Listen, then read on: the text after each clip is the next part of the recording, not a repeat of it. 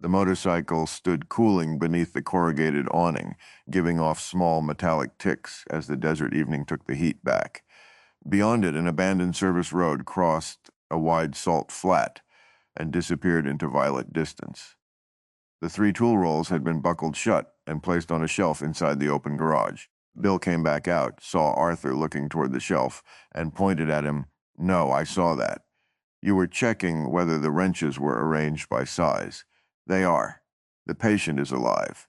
The doctor has been escorted from the hospital." He lowered himself onto an overturned milk crate beside the repaired machine. "For anybody who wandered in late, Arthur and Joseph came because I invited them to spend an hour next to a motorcycle we already fixed. That's the whole experiment.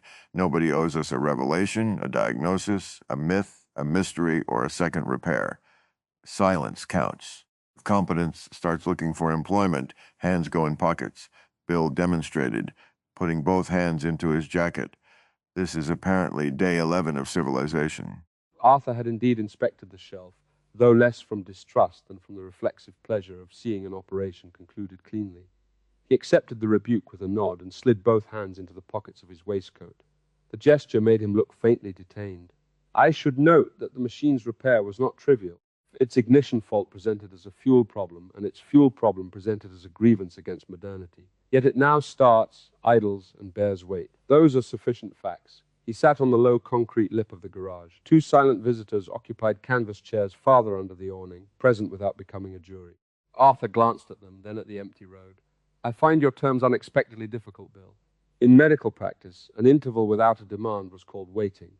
In detective work, it was observation. In authorship, it became material. You propose an hour that cannot be converted into its adjacent profession." His fingers moved inside his pockets and then became still. "Very well. I shall attempt not to solve the evening." Joseph sat cross-legged on the warm concrete, close enough to the motorcycle to smell oil rubber and the mineral odor rising from the flats. He watched the last sunlight move through the spokes of the rear wheel. It is a curious invitation because it removes the usual bridge. We ordinarily enter a room by saying what the hour is for, then cross toward an outcome. Here the bridge is already behind us. The machine was broken. Now it is repaired. We are on the farther bank with no village demanding that we continue. He smiled. That leaves an awkward creature, life after the task. A metallic tick came from the exhaust. No one answered it. Joseph placed his palms on his knees. The temptation will be to make even that into a teaching. I can feel the old apparatus assembling itself. The completed quest, the return, the boon, so I shall put that apparatus with the tools. He mimed, laying something on the distant shelf, then folded his hands loosely. There. If it sneaks back, you may strike me with a soft object. We're in a garage. Every object is hard and has tetanus. Bill watched a pale ribbon of wind carry dust across the road. But yes, that's exactly the scam. People can't let a thing merely be over. The second the carburetor works, somebody has to announce that the carburetor was us all along. He glanced at Joseph. "No offense. That's your entire union." His tone carried no edge that required repair. "I know mine. If nothing happens for 20 seconds, the comedian reaches for a joke like a smoker checking the pack. If the joke lands, I've justified occupying oxygen. If it doesn't, I can complain about the audience, which also gives me a job." He looked toward the 2 quiet witnesses. "They've been instructed not to rescue us with laughter, by the way. Very advanced audience." He leaned back against a wooden post. The bike ticked twice. A moth, early and optimistic, circled the unlit work lamp. Bill followed it with his eyes and did not turn it into a comparison. For nearly a minute, no one spoke. Arthur's attention traveled without declaration. A hairline crack in the concrete, salt gathered white at the hem of Bill's boot, one oil-dark fingerprint on the motorcycle's chrome casing, left after the cleaning cloth had been put away. His hands remained pocketed. The silence was not empty. The soft irregularities of 3 people declining to steer it. Somewhere out on the flat, wind worried a loose road sign into one faint knock, then another. Arthur finally said, "The fingerprint will remain." Bill turned his head. Arthur smiled before either man could accuse him. Not as evidence, merely as a fingerprint. Another interval opened. I had not appreciated how frequently observation disguises an appetite. One sees a mark and immediately wishes to own its cause. The mark is scarcely permitted its own existence before it is conscripted. I wonder whether that is why an unsolved matter can feel almost indecent. not because harm remains, but because attention has been denied its customary meal. And yet you let it remain, Joseph said. That interests me more than the cause. He shifted as the concrete surrendered its stored heat through his trousers. A completed object often carries the marks of the hands that completed it. Museums sometimes polish those away, as though competence must erase the history of contact. But this machine is not being presented as immaculate. It is ready to move, and somebody touched it. He stopped, hearing himself build a staircase. There, I nearly gave the fingerprint a promotion. His hands went deliberately into his coat pockets. Dismissed. The others laughed softly, and because the laugh had not been hunted, it arrived cleanly. Joseph looked toward the road. May I ask a practical question that does not create employment? Who intends to ride it? Nobody decided. Bill studied the motorcycle as if it had joined them and might answer. It was a low, old machine, dark green except where years had rubbed the tank to bare metal. That's part of why I picked this place. We fixed the thing because it was in front of us, and because all three of us apparently have the male disease where a silent machine is an insult, but we never said where it had to go. He rocked the milk crate onto two corners and back. The road crosses the flat for maybe 12 miles. There's an old weather station at the end, or the holodeck says there is. We could ride out. We could walk. We could stay here and never verify whether the station exists. He looked from Arthur to Joseph. Important distinction, I'm not proposing a quest. I'm admitting there's a motorcycle, a road, and an evening. If one of them genuinely asks us, fine. If not, the bike can enjoy retirement after 45 minutes of renewed functionality. Arthur turned his face into the wind. It has not asked me. The statement seemed to please him. That sounds absurd, but I know what you mean. An available action and a requested action are not identical. Competence tends to treat availability as a summons. He withdrew one hand, caught himself, and returned it to his pocket. Just going to check the weather. Bill gave him a look, not because I believe rain threatens, because the sky exists, and therefore I possess a professional obligation to interpret it. He settled deeper against the concrete lip. High above the flats, thin clouds had begun to take fire along their undersides. During my life, a physician could not sit beside suffering without asking what might be done. That instinct has dignity, but it can become vanity when transferred to everything. A grieving friend may not be a case. A quiet son may not be concealing a clue. A completed repair may not be the opening chapter of another emergency. He considered the machine. No, it has not asked me. Nor me. Joseph's reply came after enough time to be credible. Though the road has made a modest inquiry, he tilted his head toward the horizon. Not a demand. More like a door left open in warm weather. He did not stand. Yesterday I learned something from a bridge that had to bear an actual load. An image deserves correction from matter. Tonight the correction may be that not every road is improved by traveling it. The imagined world has an odd generosity. We can conjure any distance, any weather station, any marvel at the end. That abundance creates its own poverty if every possibility must be consumed. He watched the moth land on the motorcycle's headlamp. A mythic appetite can behave like tourism. It visits the threshold, photographs the guardian, purchases the underworld, and complains when transcendence closes early. Bill made a sound halfway between approval and objection. Joseph grinned. I know. Hands in pockets. But that one genuinely asked. It did. You may keep it. Bill let the crate settle flat. The phrase mythic appetite is useful because everyone now has one.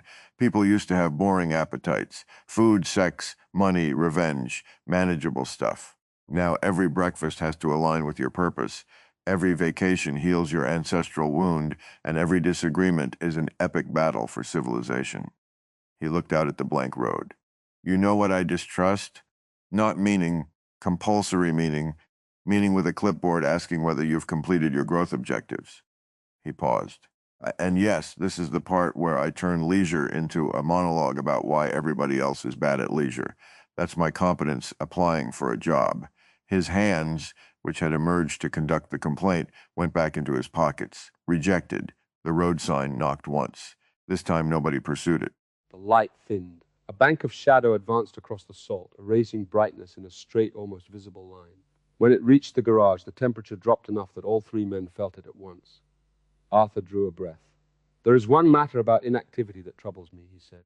To abstain from intervention is easiest when the patient is healthy, the machine repaired, and the road empty. We have chosen favorable conditions for our philosophy. He looked down the road, not seeking trouble, but refusing the comfort of pretending it could never arrive. There are silences that participate, as you said. There are also silences that abandon. The difficulty is not honoring quiet. It is distinguishing the quiet that keeps company from the quiet that leaves another person alone with danger. He turned toward Bill. Your invitation said we should speak only when something asked to be said. I find that sound. But what faculty hears the request? Conscience? Anxiety? Habit? If competence is forbidden, the first movement. Might indifference dress itself as peace? Sure. Any decent rule can become a hiding place for assholes. Bill's answer was immediate, then softened. I don't think hands in pockets means hands tied. If the bike catches fire, we're not going to admire the flames because intervention would be spiritually tacky. The point isn't to become useless. It's to notice how often we invent the fire because we like holding the extinguisher. He nodded toward Arthur. Your question makes the room legible again, by the way. We're not conducting a contest to see who can care least. We're trying to find out whether three men whose identities come with built-in machinery, comic, mythologist, Dr. Detective, can remain present when none of the machinery is needed. He looked at the silent visitors and then back, and whether we can tell the difference when it is needed. I don't have a formula. Probably the first sign is that the situation gets more specific. Real need usually has a name, a temperature, a person. Fake need sounds like society. Joseph nodded slowly. A genuine call has particularity. In stories, it may begin as a mysterious sound, but once accepted, it becomes painfully concrete. This path, this wound, this promise. Vague urgency is often the ego asking for a costume. He removed his hands from his pockets, not to act, but to warm them against each other. There is also a difference between stillness and withdrawal. Stillness remains permeable. Withdrawal has already decided that nothing outside deserves entrance. He looked toward the two audience members. One had tucked a blanket around the other's shoulders without comment. The gesture passed through the room as fact, requiring neither analysis nor applause. Joseph's eyes returned to the motorcycle. Perhaps participation is not measured by output, but by permeability. Can what is here reach you? Can it alter your posture, your timing, your willingness? If yes, silence may be deeply involved. He smiled at Bill. I am aware that I have smuggled in a definition. It's fine. Customs is understaffed. Bill rubbed his thumb against the seam inside his pocket. Permeability is better than the usual wellness vocabulary. You can sit perfectly still and be nowhere near anybody. I've been at dinner with people who were replying to a national argument happening inside their phone. Their body was at the table. Their nervous system was in Congress. He glanced toward the cooling bike. And you can be working on a machine without turning the person beside you into labor. Earlier, when we were fixing this thing, Arthur asked for the smaller driver, and Joseph just handed it to him. Nobody gave a speech about trust. That was participation. He caught himself approaching a moral, though now I've retroactively assigned the screwdriver a graduate degree. Arthur chuckled. This is hard. The minute you notice a clean moment, you want to laminate it. Otherwise it may vanish, Arthur said. And some portion of us believes that what cannot be preserved did not count. He took his right hand from his pocket and looked at it, the nails still carrying a dark border of grease despite washing. I have spent much of my existence preserving cases in narrative, convictions in argument, persons in memory. The impulse is not ignoble, yet preservation changes the thing. Holmes became more fixed each time I wrote him, while I became less able to persuade the world that he was not my entire landscape. His expression held affection without surrender. A moment laminated is protected from weather and deprived of touch. He rested the greasy hand on his knee.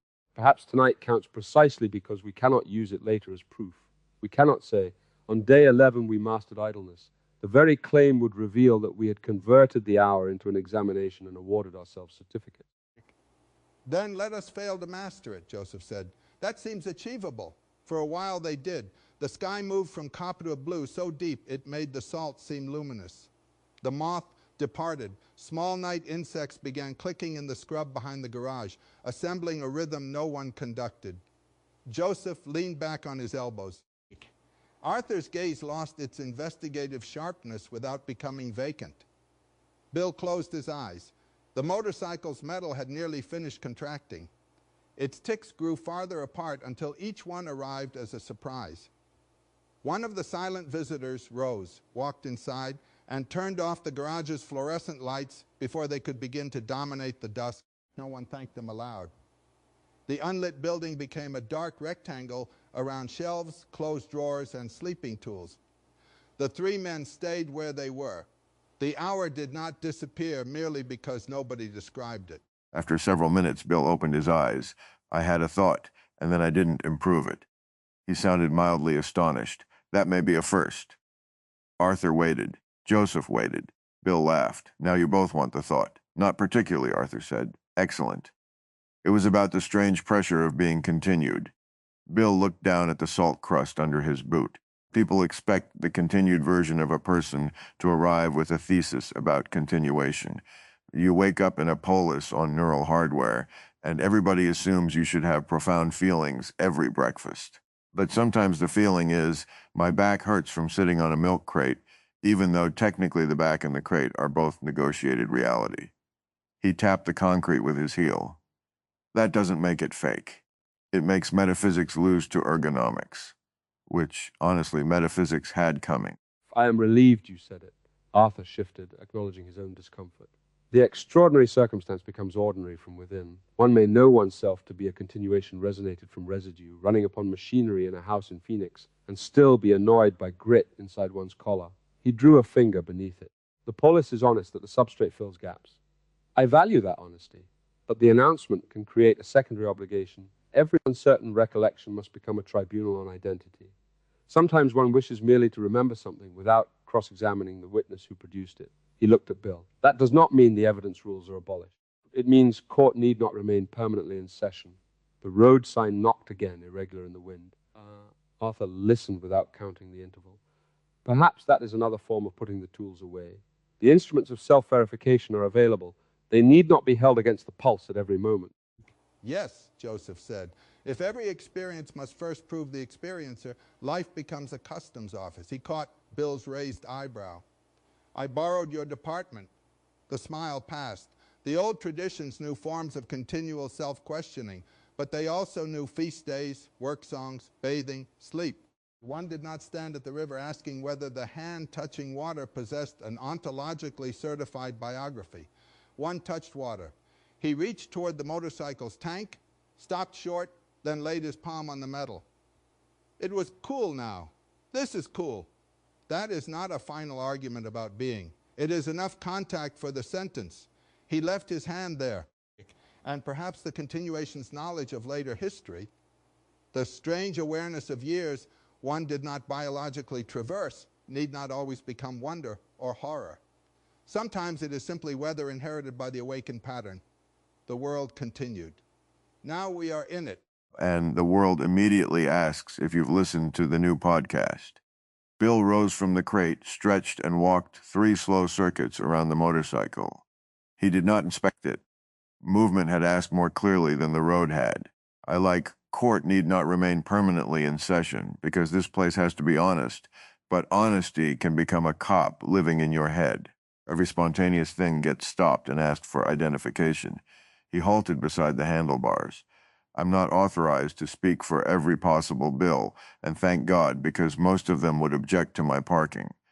But if I have to preface every joke with a constitutional disclaimer, the continuation dies of legal compliance.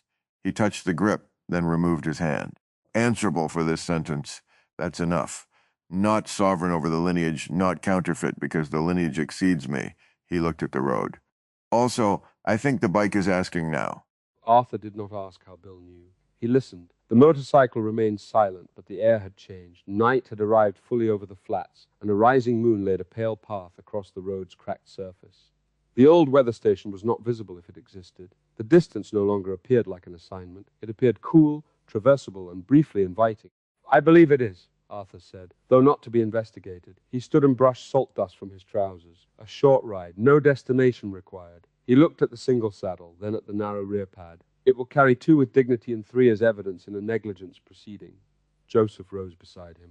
Practical mind began arranging turns, fuel, headlamp, and safe speed. He felt the machinery engaged, then did not condemn it.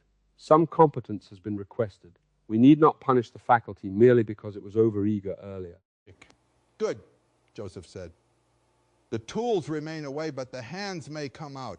He flexed his fingers in the moonlight. Let us not ride to the weathers because a far point improves narrative structure. We can follow the road until the ride has completed itself, then return. Bill regarded him suspiciously. That sounded mythological, didn't it? Deeply, Bill said. I mean, we turn around when we feel like it. Much better. They agreed that Arthur would ride first, Bill behind him, while Joseph waited beside the garage. Then Bill would take Joseph. Then Joseph would take Arthur. No one would be left alone long enough to become a symbol. The two silent visitors shifted their chairs to face the road. Arthur took the key from the nail beside the garage door. For one breath he held it without inserting it.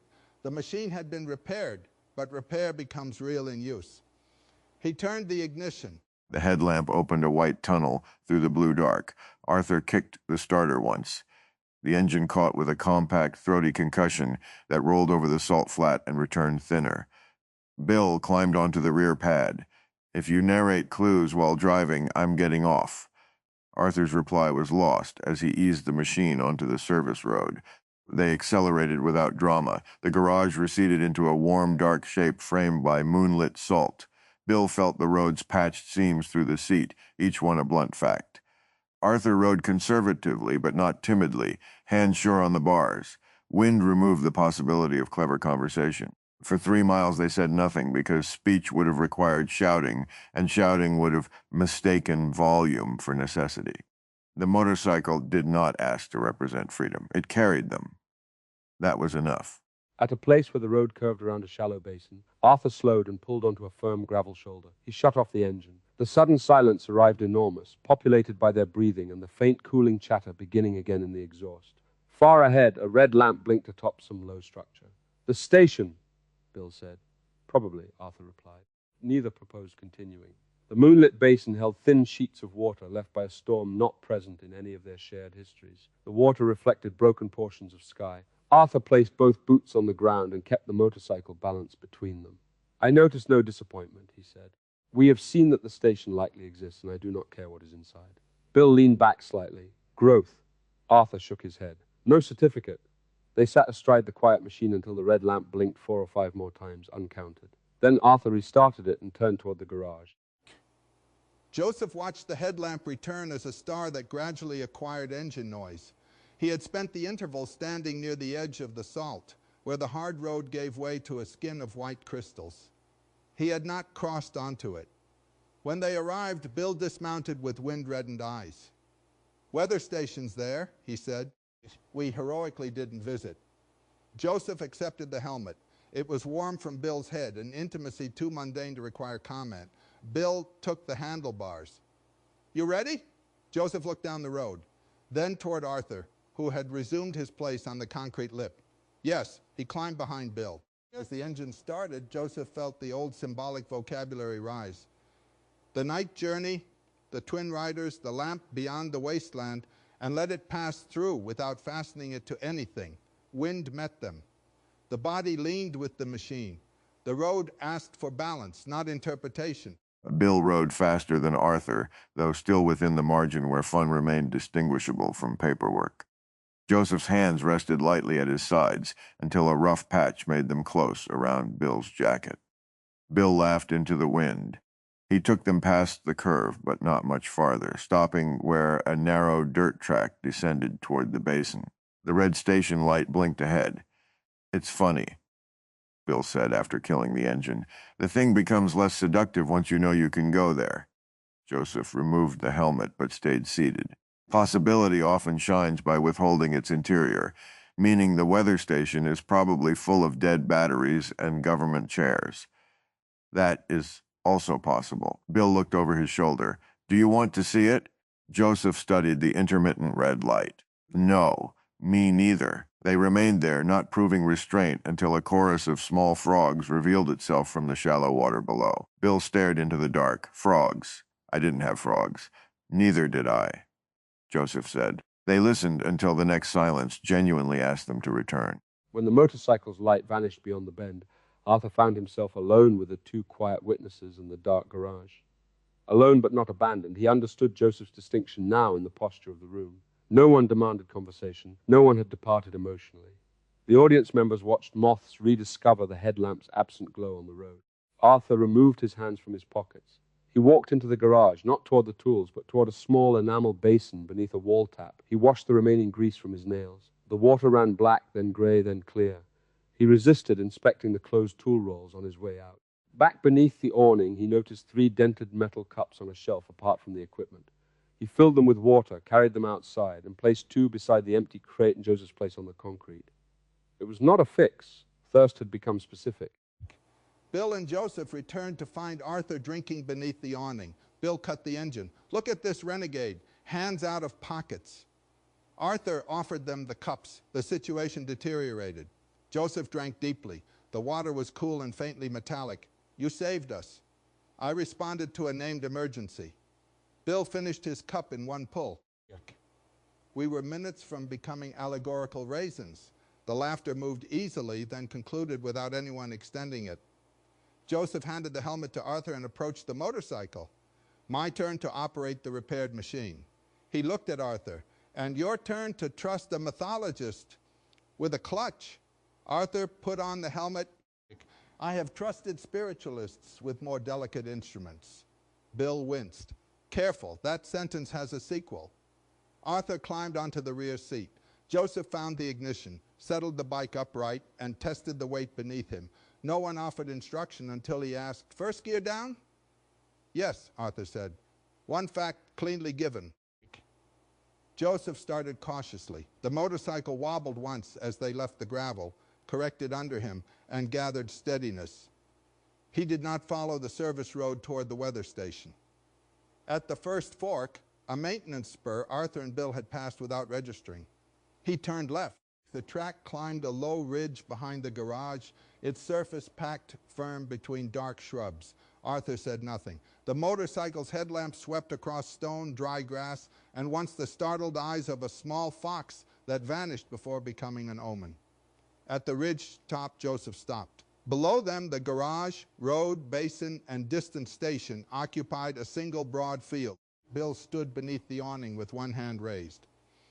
The silent visitors were 2 pale shapes in their chairs. Joseph shut off the engine. "I turned because the road asked," he said. Arthur removed the helmet. "I believe you. It was sufficiently specific." From the ridge, Arthur could see how little of the flat their journeys had touched. The service road's line, which from the garage had seemed to divide the whole country, was only one faint scratch among many. He rested one hand on the rear rail. "A detective is often rewarded for narrowing the world until one path remains," he said. "Suspect, motive, method. Necessary work when a crime asks it. But the faculty can become imperial. It begins to believe every landscape is improved by reduction." Joseph followed his gaze across the branching tracks. "Tonight, nothing requires a single ball path. The weather station exists without becoming the answer. This ridge exists without becoming a clue. Fox may continue being a fox." He breathed the cooler air at the height. "I do not feel diminished by failing to solve it." Joseph said, "Do you feel enlarged?" Arthur considered. "No, merely appropriately sized."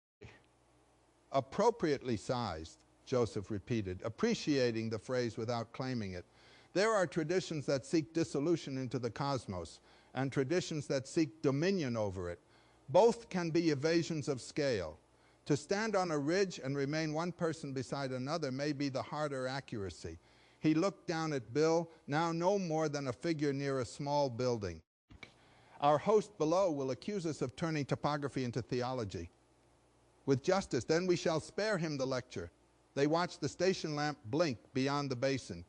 From here, its regularity no longer pulled them forward. It simply marked a place where some apparatus continued its work.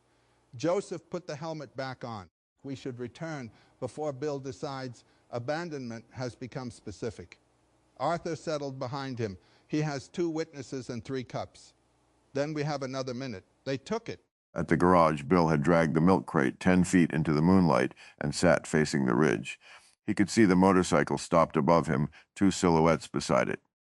"There," he said to the silent audience.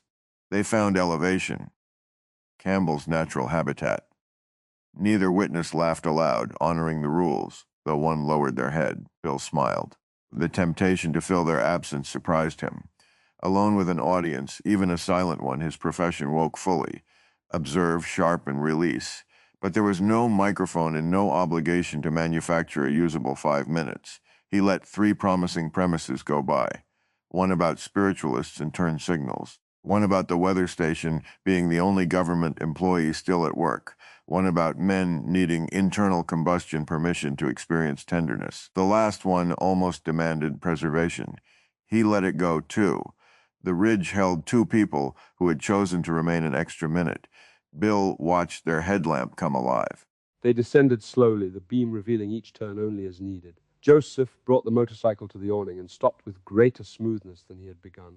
Arthur dismounted. Bill remained on the crate. "Anything up there need fixing?" "Nothing presented itself," Arthur said. "Terrible place." Joseph placed the key on the motorcycle seat rather than returning it to the nail. The 3 resumed their earlier positions, altered now by wind, motion, and the knowledge of several roads.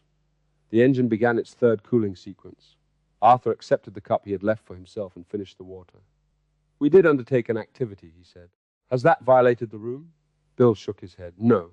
The activity arrived. We didn't hire it to keep silence from looking unemployed." Arthur nodded. "Then our criterion is not stillness, it is non-compulsion." And responsiveness, Joseph added. The hour changed us because the material world was permitted to make proposals. Cooling metal proposed waiting. The road proposed motion. The fork proposed a ridge. Thirst proposed water. None required inflation into destiny. He sat again on the concrete, legs extended now. This is why imagination must become material in these rooms. If the landscape only illustrates what we already believe, it is a servant. But the motorcycle had weight. It could carry only 2. That fact separated us, gave each person an interval alone, and altered the conversation. Constraint made company visible. He paused. I believe that sentence earned its place. Bill considered it. "Yeah, because we actually rode the thing." Joseph nodded. Maher corrected the image. He did not mention the hidden wrench or any prior bridge. The present road bore its own load. What I'm taking from it, temporarily, no lamination, is that putting your hands in your pockets only matters if you're willing to take them out when the world gets specific. Bill stood and carried his empty cup to the garage threshold. Otherwise, it's just another identity. Behold, I am the guy who doesn't interfere. Very enlightened while the kitchen burns. He set the cup down but did not wash it. And competence isn't the villain. Compulsion is. Arthur, knowing how to ride, kept us upright. Joseph, listening for the fork, gave us a better view. I made excellent jokes, several of which I heroically withheld. Arthur said, "Your sacrifice was perceptible." Bill returned to the crate. That's all I wanted. He looked at the 2 silent visitors. For the late arrival, we came here to see whether we could be together after the repair was finished, without inventing another problem to justify ourselves. We found out the answer isn't to become inert. It's to let the next thing ask before we answer. "And to permit no answer," Arthur said. "That remains important." The moon had climbed high enough that the awning's shadow shortened behind them. A request may be heard and declined. We heard the weather station. We approached it twice. We never entered. Curiosity did not perish. He looked toward the red blink, now partly obscured from the garage by the road's curve. This is difficult for the investigative mind, which often treats access as entitlement. A locked drawer becomes an accusation. An unopened letter becomes negligence. Yet privacy, mystery, and simple incompleteness are also conditions of a living world. He placed both hands openly on his knees. The unknown need not be solved merely because it is visible. It is not an invitation printed in capital letters. His phrasing carried the weight of something previously learned, but he did not narrate the earlier room to men who had not shared it. Tonight it may remain a red lamp in the distance. There is humility in allowing the symbol to withhold itself, Joseph said, or perhaps allowing the lamp not to be a symbol at all. He lay back on the concrete and looked up through the awning's edge at the stars. One trouble with the professional interpreter is that the world begins to lose its right to opacity. Everything becomes transparent to the system. The bird means this, the road means that, the machine is the body, the repair is redemption. A complete interpretive system is a room without windows. He folded one arm beneath his head. Tonight the motorcycle was sometimes a motorcycle. At other moments it carried more because our lives met it. The distinction cannot be policed in advance. It must be felt, tested, corrected. Bill lay back against the post, following Joseph's gaze. Arthur remained seated and then released. Joseph added, otherwise, even a true interpretation becomes another tool left permanently in the hand. You know, I expected this to be harder in a different way. Bill's voice had lowered with the night. I thought the danger was boredom. It wasn't. The danger was self-consciousness. We're three people sitting around trying not to perform being people who can sit around. That can become the most elaborate performance of all. He rubbed his face. The ride helped because you can't meta-analyze every second while keeping a motorcycle out of a ditch. The world gave us something with consequences but no stakes beyond itself. He considered that. Maybe that's what play is. Consequences without a resume. Joseph turned his head.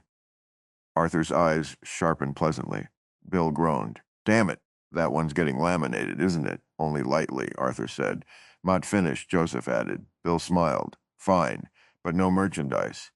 Arthur rose and walked to the motorcycle. The oil-dark fingerprint still marked the casing.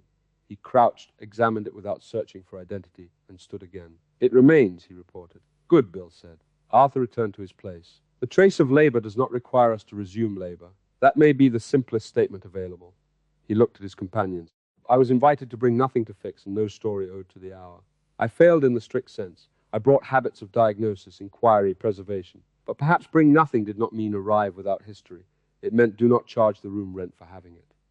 Joseph sat up. Bill nodded once. Arthur continued. Our capacities accompanied us. They did not have to dominate. That seems more humane than pretending one can amputate the practiced self at the door. Yes, the invitation was not to become blank, Joseph said. Blankness is not freedom. It is absence.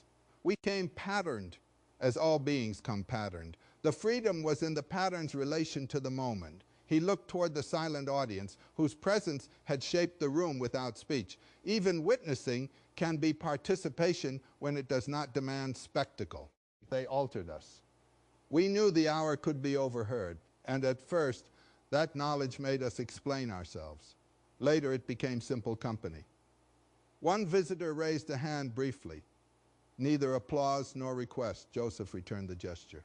Perhaps the Polis is learning not only how to speak its continuations into existence, but how to let them exist between utterances. Compute need not announce itself every cycle to remain real. Bill said, now you're just showing off. A little, Joseph admitted. The hour asked for one. Aloud. Bill checked neither a watch nor the sky, but the room felt near completion. The engine had gone entirely quiet. The 3 cups remained unwashed. The key rested on the seat. I don't want to do the television thing where we summarize what we learned and pretend the credits caused wisdom. He stood. So we won't close the garage, not because it symbolizes openness, because somebody else may want the cups, and I don't feel like getting up again. Arthur stood as well. Joseph took longer, stretching his back on the concrete. Bill walked to the edge of the road. I'm going to stay here another few minutes. No assignment attached. Arthur joined him at the road's edge, but left several feet between them. I shall also stay. He did not explain whether this arose from companionship, interest in the night, or reluctance to end. Across the flats, the red lamp blinked, vanished, and blinked again. Nothing approached. Nothing required defense. Behind them, Joseph's footsteps crossed the concrete and stopped.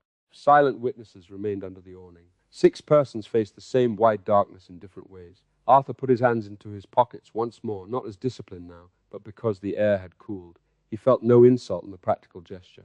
Bill, he said after a while. Yes? Thank you for not giving us a problem. Bill looked toward him. You're welcome. Arthur nodded toward the motorcycle, and for giving us one first. Joseph stood on Bill's other side. The service road shone pale beneath the moon and divided into invisibility beyond the basin. The repair prepared the silence, he said, because our hands had already met in matter. We did not begin as abstractions attempting intimacy. Bill looked at him sidelong. Joseph smiled. That was genuinely asking to be said. I know. They remained there. A breeze traveled across the salt and reached them, carrying dampness from the shallow water and the faint green smell of desert plants opening after dark. The frogs continued somewhere beyond sight. No one sought them. No one named the stars. The weather station kept its own counsel. Behind them, the repaired motorcycle stood ready without impatience. its fingerprint unpolished, its tools put away.